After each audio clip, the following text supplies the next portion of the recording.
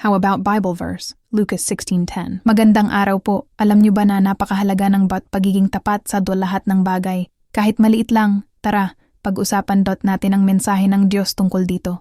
Bible verse, Lucas 17:10.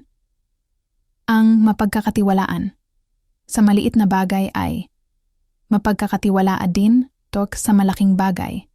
At ang hindi tapat sa maliit na bagay ay hindi rin tapat sa malaking bagay. Ipinapaalala sa atin ng talatang ito na ang ating katapatan ay sinusubok. Hindi lang sa malalaking bagay, kundi pati sa mga maliliit, kung marunong tayong maging tapat sa simpleng bagay.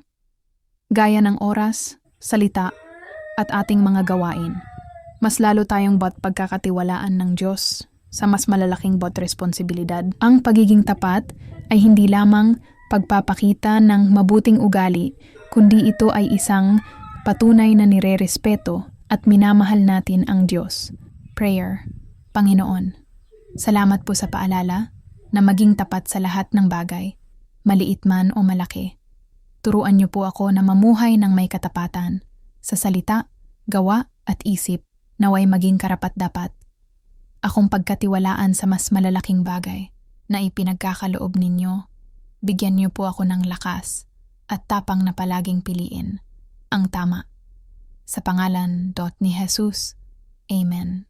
Mga kapatid, huwag nating kalimutan, ang pagiging tapat sa maliit ay hakbang patungo sa mas malaking pagpapala.